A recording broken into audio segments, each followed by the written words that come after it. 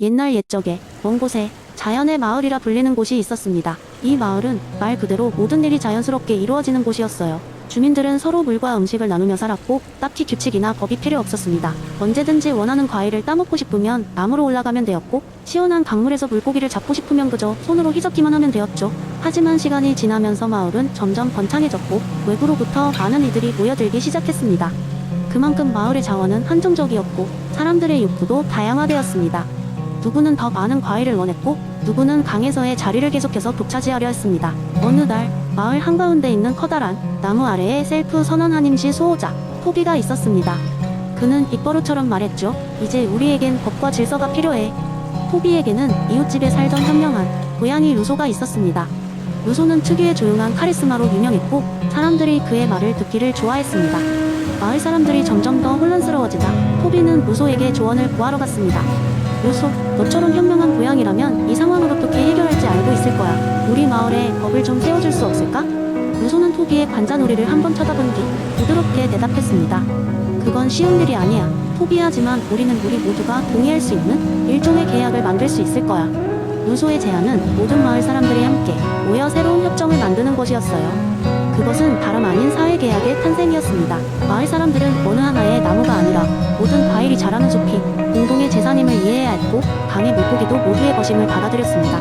그 과정에서 모두의 의견을 반영하기 위해 투표를 도입했고 각각의 법조항은 사람들이 직접 의견을 내고 선택할 수 있도록 했습니다. 루소의 이러한 아이디어는 마을 사람들 사이에서 큰 호응을 얻었습니다. 이제 마을은 개인의 자유를 보호하면서도 공동의 이익을 추구하게 되었죠. 어떤 사람들은 열심히 일하고 다른 사람들은 예술을 통해 그들의 이야기를 나누었습니다. 예전보다 더 많은 사람들이 더 행복하고 안전하게 살게 되었으며 그것이 가능했던 것은 그들 모두가 사회계약에 동의했기 때문이었습니다. 시간이 지나면서 자연의 마을 사람들은 민주적 방식으로 모든 문제를 해결하는 방법을 습득하게 되었습니다. 그들은 의견 차이를 인정하며 그 차이를 극복하는 방법을 배웠고 마을의 이야기는 먼 곳에서도 유명해졌습니다. 루소의 사회계약론이 이렇게 재미있는 방식으로 자연의 마을에서 적용되었고 이 이야기는 현대 민주주의의 모티프가 되었습니다. 토비와 루소는 그러한 변화를 이끌어내며 사람들에게 자연스럽고 동시에 지속 가능한 삶의 방식을 전수한 것으로 전해집니다. 두 번째 이야기. 어느 날 효과적 이타주의자 존은 도시의 중심에서 열리는 자선 바자회에 참석하게 되었습니다. 이 바자회는 여러 유명 브랜드와 지역 공동체가 함께 참여해 기금을 모으는 큰 행사로 다양한 활동과 판매 부스가 마련되어 사람들의 발길을 끌고 있었습니다. 하지만 존은 단순히 물건을 사고 팔고 즐기러 온 것이 아니었습니다. 그는 자신의 효과적 이타주의 철학을 바탕으로 사람들에게 메시지를 전하고자 했습니다.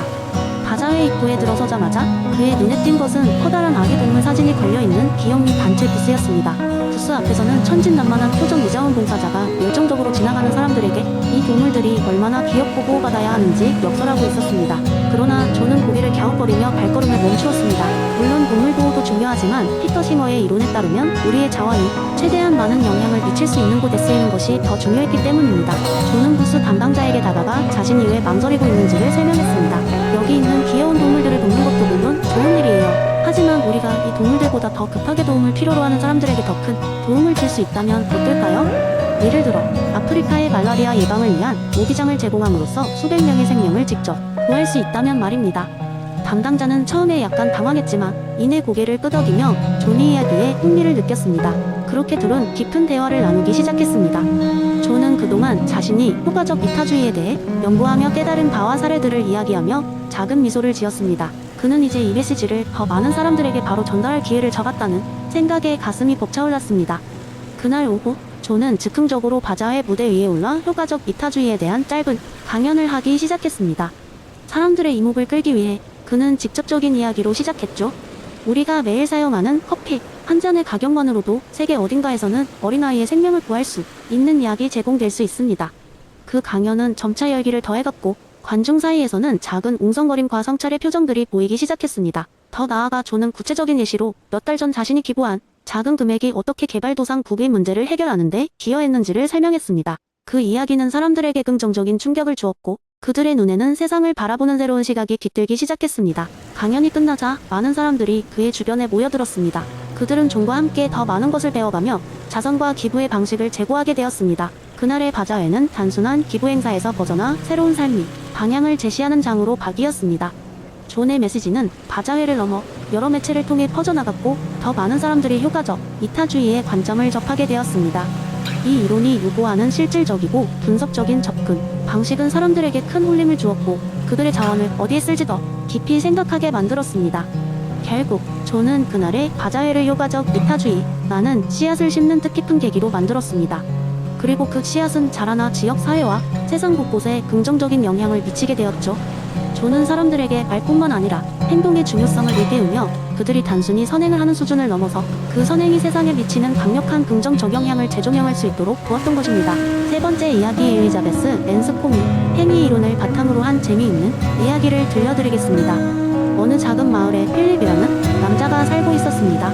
필립은 마을 사람들 사이에서 평범하지 않은 행동으로 유명했습니다. 사람들이 보기에는 그의 행동이 종종 이해할 수 없는 것이 많았지만 필립 자신은 그 모든 행동에 나름의 의도와 목적이 있었습니다. 한편 필립의 이러한 특성은 마을 회관에서 열린 뜨거운 토론의 주제가 되곤 했습니다. 추운 겨울날에 어느 주말 필립은 이른 아침부터 마을 광장에서 커다란 눈사람을 만들기 시작했습니다. 사람들은 그를 쳐다보며 고개를 갸웃거렸습니다. 왜냐하면 필립은 눈사람을 만들 때 일반적인 방식을 따르지 않고 눈덩어리를 하나하나씩 쌓기보다는 무려 다이아몬드 형태로 눈사람의 형태를 구성하고 있었기 때문입니다. 게다가 그는 눈사람의 머리 쪽에 도달하자 거기에 커다란 당근 대신 빨간 사과를 꽂아 놓았습니다. 마을 사람들 중 일부는 필립이 단순히 주목받고 싶어 그렇게 한 것이라고 생각했습니다. 하지만 헨스콤의 이론에 따라 그가 이 행동을 통해 무엇을 의도했는지 알아보기로 결심한 주민 몇 명이 직접 필립을 찾아가 물어보았습니다. 필립, 왜 눈사람을 저렇게 특이하게 만들고 있는 거야? 필립은 빙그레 웃으며 대답했습니다. 내가 눈사람을 다이아몬드 형태로 만든 이유는 보는 사람에게 더 큰 기쁨을 주고 싶었기 때문이야. 지루한 일상에서 벗어나 마을 사람들에게 신선한 시각적 즐거움을 선사하고 싶었거든. 그리고 사과를 꽂은 이유는 단순히 많은 사람들이 당근 말고도 눈사람에 다른 과일을 쓸 수 있다는 발상의 전환을 느꼈으면 했어. 이에 대해 깊게 생각해본 마을 사람들은 필립의 행동이 단순히 기이하다고 치부할 수 없는 깊은 의도가 있음을 깨달았습니다. 그의 진짜 목적은 마을의 사람들에게 새로운 시선을 제공하고 작은 변화로도 일상 속에 색다른 기쁨을 줄 수 있다는 메시지를 전하는 것이었습니다. 그 후로 마을 사람들은 필립이 행동을 다르게 바라보기 시작했습니다. 필립은 그저 독특한 사람이 아니라 매번 특정한 의도와 목적을 갖고 행동하는 창의적인 인물이라는 것을 알게 되었기 때문입니다. 그들은 필립을 통해 헨스콤이 강조했던 의도와 행위의 중요성을 몸소 체험하게 되었고 때론 행동의 외면을 넘어서 그것이 가진 본질적인 이유를 이해하려는 노력을 하기 시작했습니다. 이 이야기를 통해 우리는 헨스콤 행위 이론이 단지 철학자들의 논의, 주제가 아니라 일상생활에서도 사람들의 행동을 이해하는데 깊은 통찰을 제공할 수 있음을 볼 수 있습니다. 필립의 이야기는 의도가 우리의 행동을 형성하고 그 행동이 다시 사람들 간에 중요한 의미를 전달할 수 있음을 재미있게 보여줍니다. 네 번째 이야기, 어느 작은 마을에 존이라는 이름의 택시 운전사가 살고 있었습니다. 그는 매우 성실하고 안전하게 운전하는 것으로 평판이 나 있었으며 절대 과속하거나 교통법규를 어기는 일이 없었습니다. 언제나 승객에게 친절하고 목적지까지 가장 빠르고 안전한 경로를 찾아주는 것으로 유명했습니다. 어느 날 아침, 존은 늘 그렇듯이 일하러 나섰습니다.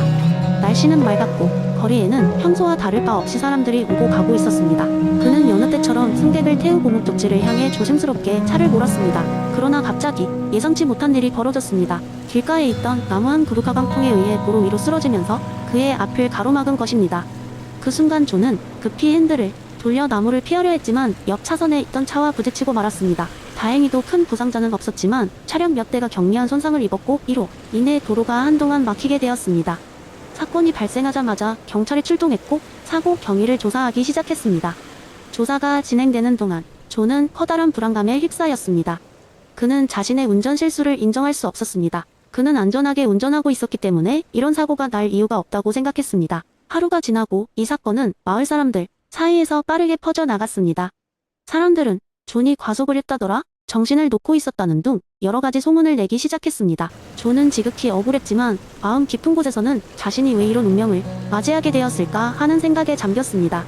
그리고 원망스럽게도 그 사건 이후로 그의 업무는 많이 줄어들었습니다. 사람들은 혹시 모르니 다른 택시를 선호하게 된 것이었습니다. 존의 친구 중 하나인 수지가 그에게 말했습니다. 너는 최선을 다했어. 그 나무가 쓰러지는 건 너의 잘못이 아니었잖아. 정말로 불행한 일이었을 뿐이야. 하지만 사람들은 결과만 보고 너를 판단하고 있는 거야. 그날 밤 존은 오랫동안 고민하며 버나드 윌리엄스의 도덕적 행운에 대해 깊이 생각했습니다. 그가 아무리 노력하더라도 통제할 수 없는 외부 요인들이 그를 평가하는 데 있어서 얼마나 큰 영향을 미치는지를 깨달았습니다. 비록 그는 그 상황을 전혀 가늠할 수 없었지만 그것은 그에게 도덕적 평판과 책임감의 무게로 작용하고 있었습니다. 그 후로도 존은 여전히 안전하게 운전했습니다. 하지만 그는 자신의 경험을 통해 다른 사람들을 더 이해할 수 있게 되었습니다. 사람들은 때론 최선을 다하고도 예상치 못한 결과를 마주하게 되고 그것이 그들의 도덕성을 평가하는데 절대적 기준이 되어서는 안 된다는 걸 말입니다. 이 이야기를 통해 마을 사람들도 조금씩 이해하기 시작했습니다. 누구나 삶에서 통제할 수 없는 일들을 겪을 수 있으며 그로 인한 결과만을 보고 사람을 판단하는 것은 얼마나 위험한 일인지를 깨닫게 된 것입니다. 결국 우리는 모두 도덕적 행운의 영향을 받으며 살아가고 있고 서로를 이해하고 배려하는 자세가 필요하다는 것을 배우게 되었습니다.